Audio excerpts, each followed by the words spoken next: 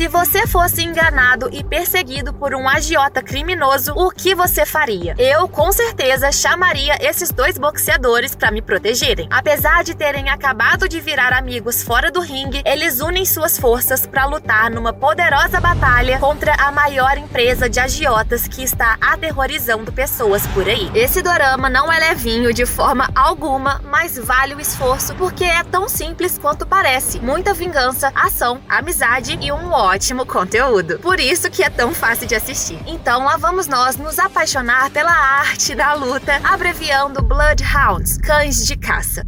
Não sei se vocês sabiam, mas eu amo boxe. Nossa, o boxe é o meu esporte favorito da vida. Eu gosto tanto de boxe quanto esse moço desprovido de blusa aqui. Ele é o Gon-nu, um menino concentrado, disciplinado e, acima de tudo, ele é bonzinho. Ele é do tipo de garoto que lida com pessoas inconvenientes no meio da noite quando ninguém mais teria tentado. Mas tudo com muito respeito, educação e pacificamente, sempre. Ele mora com a mãe, que está vivenciando na pele os tempos sombrios da pandemia. Ela administra uma cafeteria pequena que está indo de mal a pior por causa das restrições. Para tentar ajudá-la a pagar as dívidas, o Gon-nu usa seus talentos se inscrevendo num torneio de boxe, que pagaria um bom dinheiro para o vencedor. Ele avança na competição com tranquilidade, até chegar na final e enfrentar um oponente mais próximo do seu nível. Ele é o Woo-jin, um lutador rápido, explosivo, provocador e um pouco desequilibrado também. Mas toda a confiança dele não é suficiente para aguentar os socos do Gon-nu, então ele perde o campeonato. Já o Gon-nu sai felizão em ganhar a grana e poder ajudar a mãe. A felicidade é tanta que ele até chama seu adversário para um almoço e, surpreendentemente, o Woo-jin aceita e, dessa ocasião, se forma um bromance impecável. Os dois se aproximam quase instantaneamente e descobrem semelhanças, como o fato de serem ex-fuzileiros navais, o que é um fator de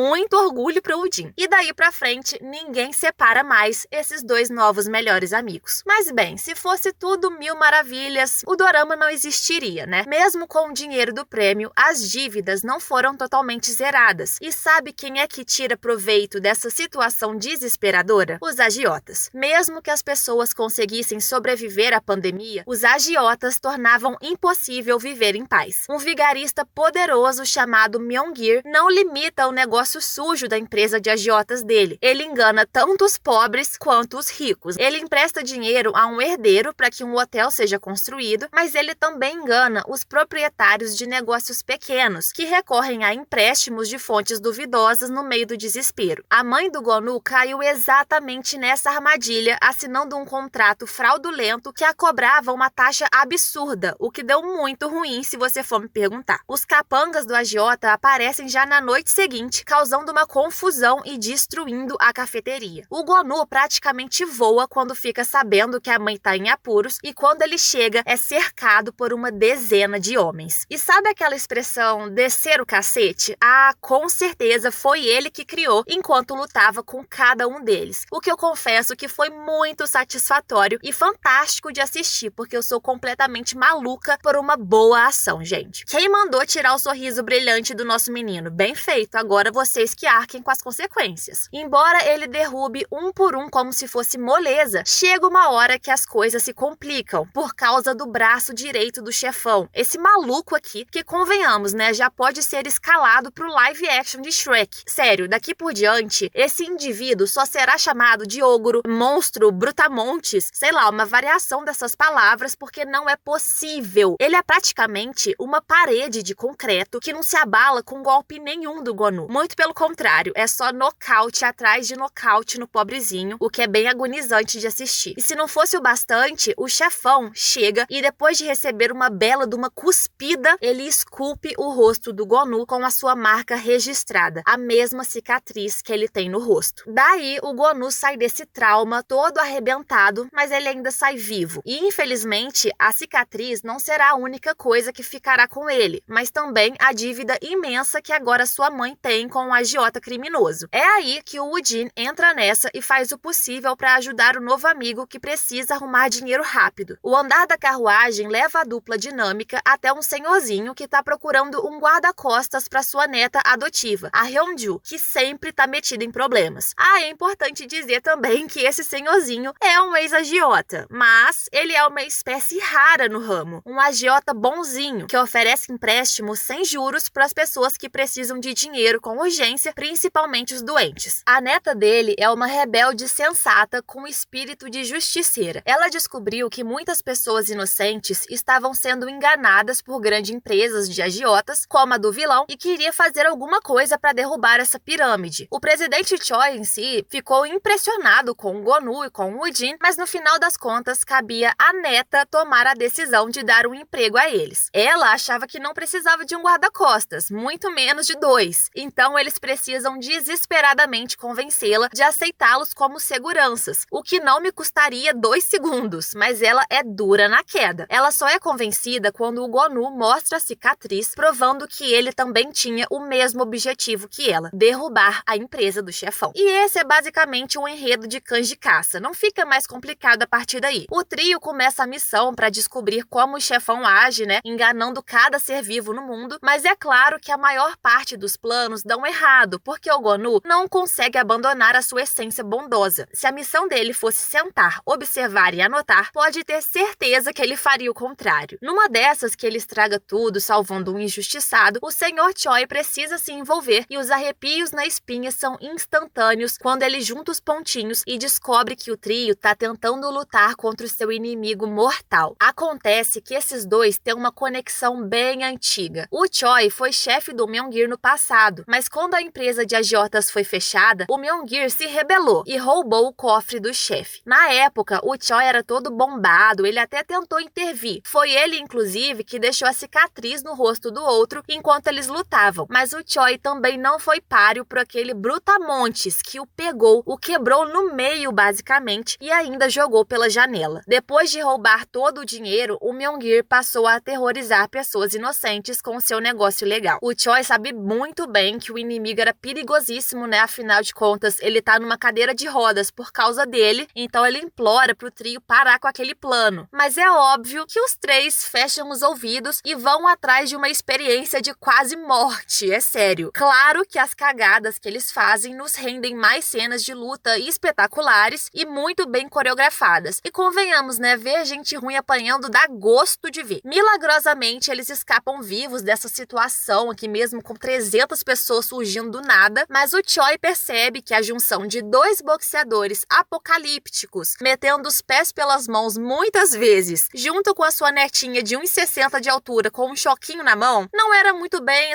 suficiente, para lidar com um grupo infinito de homens duvidosos. Então, como eles passaram a ser como uma grande família, o Choi chama mais pessoas para agregar nessa equipe. Ele dá uma turbinada recrutando 2 velhos conhecidos que são ótimos lutadores e têm habilidades mortais com facas. Então, esses 2 novos integrantes ensinam tudo o que sabem pro trio e no início até dá certo, sabe? Parecia que estava tudo indo muito bem. Em novas missões, eles dão trabalho, fazem um bom estrago aqui e ali e dificultam a vida do chefão ao sequestrar capangas importantes e conseguindo violentamente informações cruciais sobre as manipulações do Myung-gir. Mas tudo que é bom dura pouco, Aqui o vilão não é burro, infelizmente, então ele logo sente o cheirinho da derrota chegando e vira o jogo. Foi nesse episódio que todo mundo que assistiu o dorama descobriu um novo trauma cinematográfico, porque a metade dos personagens se foi para outro plano espiritual de uma vez só, sem nos dar tempo de assimilação. Os 2 tiozinhos são mortos de maneiras bem brutais e, se não fosse o bastante, a casa do Sr. Choi também é rastreada e invadida. E também com essa quantidade de gente entrando, foi impossível de se defender. Tá de brincadeira, de onde estão saindo esses ratos de esgoto? Fala sério. Acrescentando mais um trauma pra lista, o Sr. Choi é machucado dolorosamente por aquela criatura monstruosa em forma de ser humano e depois ele é morto pelas mãos do maior inimigo. O Woo-jin, que também estava na casa no momento, quase se foi nessa leva de falecidos depois de heroicamente tentar lutar. É um choque imenso pro Gonu e pra Hyunju chegarem em casa e ver tudo incendiado saber de todas as mortes e terem que lidar com isso na pressão. Foi realmente por um fio que o Woodin sobreviveu, graças ao Gonu, que estava disposto a doar metade do sangue do seu corpo se precisasse, se isso significasse salvar o melhor amigo. Ai, gente, homens pernudos, malhados que nos fazem chorar, com certeza é uma experiência diferente, né? Felizmente, o Woodin sai vivo para contar e participar do fim dessa história. Já a Hyunju não consegue lidar com a perda do avô e vai embora para a Europa, o que foi uma pena, né? Sumiram com a menina logo quando tinha tanto potencial para se juntar aos meninos e cometer atos desastrosos de vingança. Mas isso não aconteceu. Os meninos são deixados sozinhos, mas juntos eles são mais fortes e literalmente mais fortes. Eles passaram a treinar pesado para melhorar a força, a resistência, as habilidades do boxe para que ninguém conseguisse pará-los. Vai peitar, é? Depois dos músculos preparados, os cérebros também entram em ação. Eles percebem que para cortar o mal pela raiz, precisavam de ajuda, e nada melhor do que se aliar com quem também estava sendo chantageado e ameaçado pelo vilão. Aquele herdeiro lá do início que estava construindo o hotel. E melhor ainda é o fato dele ser rico e ter um primo policial, porque daí o herdeiro entrava com dinheiro e com recursos para financiar os novos planos de derrotar o chefão, como por exemplo, hackear o celular dele e subornar pessoas em troca de informações, enquanto a nossa dupla de boxeadores entravam com a força bruta, literalmente, satisfazendo os meus desejos vingativos de ver o senhor ogro humano se dando muito mal, perdendo em todas as lutas possíveis, e de ver o chefão também se mordendo de raiva quando seus planos dão errado, porque os nossos meninos podiam sim cair em todas as armadilhas possíveis. Eles podiam sim apanhar e bater bastante tentando proteger inocentes. Podiam sim, inclusive, receber ajuda de adolescentes, mas pelo menos eles sempre saíam por cima. Depois de perceber que o circo estava caindo e que a polícia estava finalmente começando a agir, o vilão agiota acha que é hora de escapar. Ele usa todo o dinheiro que roubou do Sr. Choi depois de matá-lo, porque aquilo é mais do que suficiente para ele fugir para outro país. Mas a gente não chegou até aqui para morrer na praia, né? Então, com sangue nos olhos, a única maneira do Gonu e do Woodin conseguirem o dinheiro de volta e acabar com tudo aquilo era embarcar no navio junto com o maldito. Então, lá vão eles mais uma vez arriscarem as suas vidas pela justiça, e lá vamos nós mais uma vez nos contorcer de nervoso enquanto os meninos se dividem lutando com rivais que disputam injustamente. Mas o trabalho árduo compensa. O Woodin, apesar de sair em frangalhos o coitado, ele tem o seu momento de glória derrotando sozinho o ogro, e o Gonu também tem o seu momento de vingança pessoal derrotando o fedorento que fez da sua vida um inferno. Os meninos encontram um container com todas as barras de ouro roubadas e finalmente o sorriso volta pro rostinho arrebentado deles. O ricaço herdeiro estava de iate logo atrás, avisando pro seu primo policial mandar a Interpol ficar prontinha para prender os bandidos, e finalmente ele também pode respirar em paz porque consegue apagar o vídeo íntimo que o vilão usava para ameaçá-lo. Depois de resgatados, os meninos decidem que queriam seguir a vontade do verdadeiro dono do dinheiro, o Sr. Choi, e construir uma fundação de assistência social. O herdeiro acha aquilo uma ideia ótima e se compromete também a construir um hospital. Mesmo assim, cada um deles fica com pelo menos 2 barrinhas de ouro, né? O que seria também a vontade do Sr. Choi. O dinheiro daria para os dois viverem tranquilamente e voltarem a realizar seus sonhos de se tornarem campeões de boxe, recuperar o espírito que eles perderam enquanto estavam cobrindo as mãos de sangue e espancando capangas em legítima defesa. No final, os meninos voltam para reencontrar a mãe do Gonu, a abraçando como uma nova e feliz família. E tela preta.